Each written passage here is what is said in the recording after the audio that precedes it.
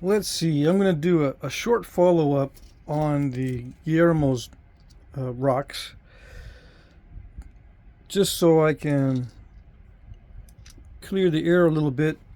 I may have triggered some people calling this one, or calling the flaking on this one kind of stupid, because there's serrations on this side but not on this side, and the way this is flaked is not as careful on this edge as it is on the other edges.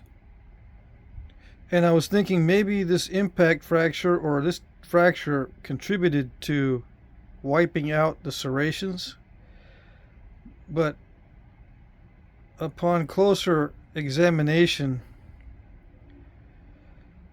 it does not look like this fracture went across the edge. It looks like it was just napped downward, and some serrations were attempted, but it wasn't successful. This one looks like the serrations begin further up. It could be that these serrations began much further up in comparison to this side. All right, I just wanted to clear the air on that one. I make fun, and I use the word stupid in jest. Okay, I don't really mean, not intelligent. And I say stupid napping sometimes because we all make mistakes, and napping isn't perfect, and often you'll forget, or I'll forget to do something, or I won't follow my own advice, and it doesn't come out right, or you just kind of live with what you got. Sometimes you just make doo-doo with what you got, is like I usually say. So it ends up looking kind of stupid, but it's not done. I'm not saying it in a critical way. I'm just saying. All right. So I wanted to clear that up. This one here, I was studying it. I know what kind of material this is, and I can probably get another batch of this if I wanted to make a duplicate. I was thinking of making duplicates of these with these materials, but I don't know if I'll be able to.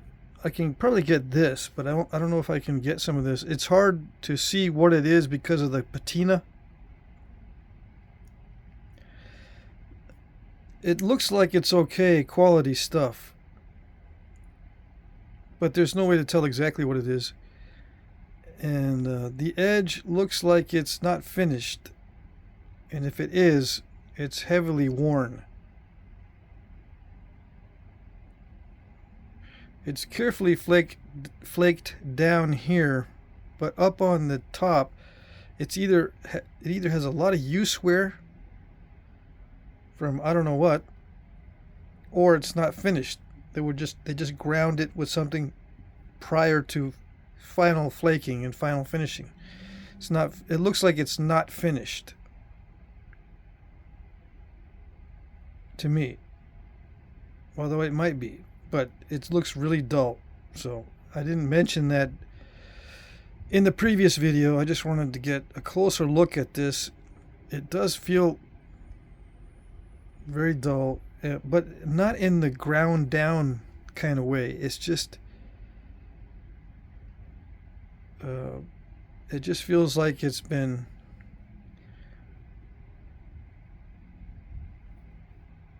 worn by some other means after crudely flaking it, and not with a grinding stone, because I can still feel a little bit of sharpness. When you grind it with a grinding stone, you don't really feel too much sharpness. It just gets really dull on the tops of everything. But I run my finger across the tops, and I can still feel a little bit of prickly, sharp areas. So it's worn down with some other method, or it's just not finished as far as the napping goes. Okay. This one here, upon close examination, I was trying to figure out if this was a silicified sandstone or just a high quality chert. And since I cannot see any sparkly crystals in it, I assume this is just high quality chert. So I may make a duplicate of this one. in this actual size and try to duplicate everything and try to make a final determination on what kind of a point, what the type is. Now, when I was looking through the book last night, I skipped over the Matamoros point, all right, which is also AD 1000, which is the same as the Catan. So you could find these with the Catan points, these flat-based or slightly concave in some cases. There are concavities on some of these, and there are thinning flakes from the base. So instead of Tortugas, which is thicker and beveled, the Matamoros is not thick or beveled. Sometimes it's thick. It says often thick, but doesn't mean it's always thick. And it does seem like on some of these they attempted to do a lot of flaking. Like this one here, there's a lot of little flakes. Now in general these are pretty small, so this one is a big Matamoros point, if that's what it is. And a lot of these lack the serrations. Okay, they don't have the serrations on them, so there could be a variety with serrations. Let's see. It does say that they may be related to Catan and Abasolo and the larger Tortugas. They may represent a continuum. All right.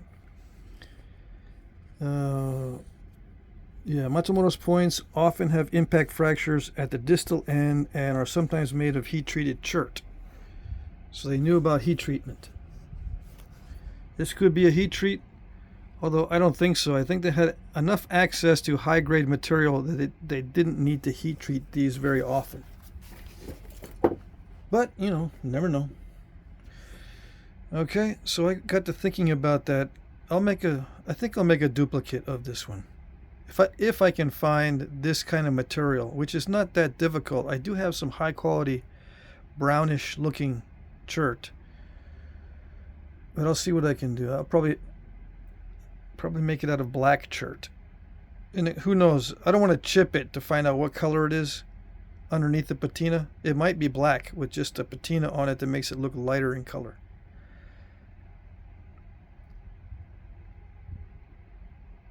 It looks pressure flaked, of course, but there's some big old, you can tell there's some big old flakes taken off early on, or this was just napped on a flake that was slightly curved or scooped out right there. And I don't know if that's an impact fracture. It probably is, right?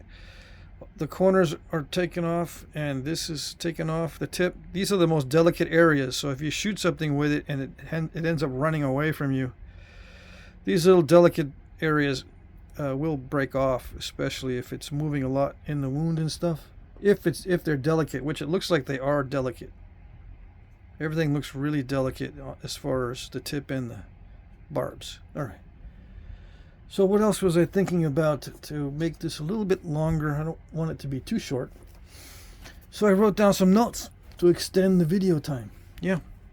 And I was also watching some of my previous videos. I do have videos on this channel, on the Jack Crafty channel, using natural materials, or abo. You know, it is a slur in Australia, but I do have videos. I don't want to offend anybody. I do have videos with this on the title, or in the title if you search. Okay. I'm not using this term that much anymore. I just use the term natural materials now, as many times as I can. So I do have natural material videos on this channel. If you do a search, you can find them.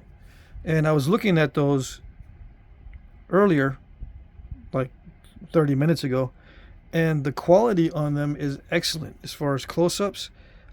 With my previous cameras and my previous phones, I was able to get much better close-ups than I can now for some reason. Yeah, technology is not that, it's not advancing at a very high rate, apparently. Okay.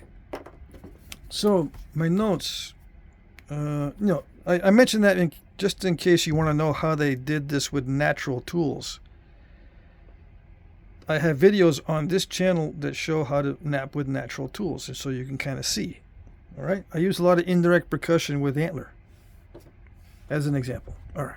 Do they use indirect percussion on these things with antler to get them thinned down? I think they might have, but if you're strong enough, you can pressure. You can use pressure flaking for this stuff because it's not that big. These are not that large.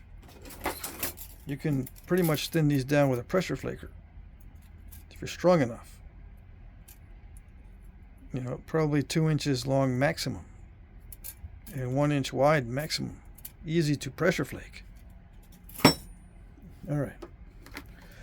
So, in general, what I'm thinking about when I'm thinking about artifacts are two general points I've got written down. One is I'm thinking points were made by relatively few very skilled knappers. The more I think about it, the more experience I get. Why? Here are some reasons. They are very similar to each other. Okay, so either made by the same guy or a single family of people working preforms and points and final points in very, very similar ways. And that continues, with crafts like this, there are apprenticeships. Yeah, even back in the day, there are apprenticeships, and you learn from your family how to make points. And I think it was highly specialized and not really expected of everyone. All right. Another reason why I think relatively few knappers were doing this kind of thing was that quality goes down after conflicts or disasters, after contact with European diseases, for example. So yeah, that's an obvious one. When a lot of the Indians were exposed to diseases, many died off, and the arrowheads became either very simple triangles or non-existent. Now, if everyone was making arrowheads, we'd still see consistency in the quality. Now, out west in California, we still do see consistency in quality. I'm not sure if it's because they resisted the diseases or they were hit late with diseases or something something happened to shield them from that disaster. I don't know. Maybe, maybe not. I'm thinking that quality goes down not only because of that one example of the diseases, but also because I've seen one study in the Southwest where during the expansion of one tribe into another territory, the points were high quality, but after they settled in, or after the conflict, they became lesser quality. All right? So they might have lost their knappers in combat. That's what I'm getting at. If every man was doing it, the quality probably wouldn't have gone down. But if there's just a few knappers and you lose them in combat, then the quality goes down. Let's see, another reason is there doesn't appear to be enough knapped points from known sites to reflect a situation where every hunter or warrior was making hundreds or thousands of points or tools per year. So yeah, if there were, let's just say each person that knew how to knap was making 500 points a year, you multiply that by the number of knappers in the tribe, multiplied by the number of years, it would seem to be a whole lot more artifacts than what is being found on the sites, on the known sites. I think we would be finding millions of points instead of thousands of points if this was the case where everyone knew how to knap. If everyone knew how to knap, I think we'd be finding millions instead of thousands of points. All right? Okay, another general rule that I've come to develop Concerns this here. Certain materials were brought in from other areas, sometimes from a great distance. All right, I've been thinking about this too. Now, a reason for this would be, for example, knappers may have traveled from tribe to tribe, lending their skills and knowledge of rock sources to people they came in contact with. So knappers may not be a class of artisan that's stuck with only one tribe. They may have been traveling because they may have needed to be supported by the tribe and not going out hunting. So they would travel from tribe to tribe, lending their services and making points, and then moving on when they became a burden on the tribe or whatever. You know what I mean? You don't want to hang around too long if you're working for free food and stuff. You don't want to take advantage of the situation. So, of course, there's a trade-off. But, if you're not pulling your weight as far as gathering food, you may have to move on. That's what I'm saying. That's all I'm saying.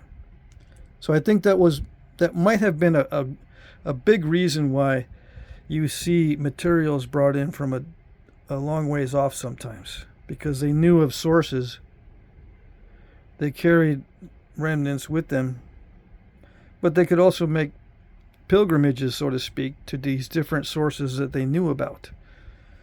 And, as knappers, we really don't like working poor material. I would rather spend a week traveling to get good material than a week napping crud. I'd rather go get some, come back, maybe even a month. I'd rather walk a month, 2 weeks there and 2 weeks back, to nap good material than to nap crud all for that month. You know what I mean? Besides, it produces a lot better tools if you have better material. All right, so that's it.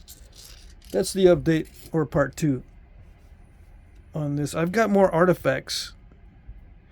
I do need to return some artifacts that were lent to me. But before I do that, I can break them out. I think that I still have some that I have not shown on video. Yeah, so I'll go look. I've got them in storage. I need to return them soon, like this month or next month. So it would be good to get them on video before I return them. Okay. So I think that's it. I forgot to mention the Matamoros point. And what book is it? What is it? What's the book? What's the book? Stone Artifacts of Texas Indians. Yeah, the only thing I don't like about the book is there's no side views, as I mentioned before. But they've got discussions on other stuff, not just projectile points or knives. They've got other artifacts like shaft straighteners. I don't think this is a shaft straightener, but these do look like shaft straighteners. The ones with the small, or not small, but relatively narrow grooves. That way, when you're bending the wood over the groove, you're not going to kink the wood on the sides there. This one may not be a shaft straightener. I tend to think that the shaft straighteners are like this, with a small groove. That way it doesn't put kinks in the wood as you're bending it over this groove. These other ones could be weights added to something. You don't have to add a weight to an atlatl. You can add weights to other things as well. I think these might be weight stones with just a groove in there so they can be tied down. All right. There's controversy on those. Anyway, this book has other things, so it's kind of a good investment to get it, even though it has its limitations and the locations. These little let's see, I'll show you what I mean. These things, this is the state of Texas, and they just got a blob on where it's located. These are highly inaccurate. They're not accurate. It's just, they just put a blob in there, just, I guess, just so you can get a basic idea, but these are highly inaccurate. These blue blobs. Yeah. it would be better if they had just put dots on the sites where they're located. You know, these sites here, it would be better if they put these sites as dots on this instead of the blobs. So that I don't like that either. All right. But other than that, yeah, it's worth it because they're actual size. The points in the book are actual size, so you can make points to match. You know what you're making as far as size goes. All right. That's it. I may duplicate this coming up soon. See if I can do it. It's pretty straightforward edge work. And you can see the bulbs have scooped out the edge a little bit to make it thin. And this camera is not as good as my old cameras.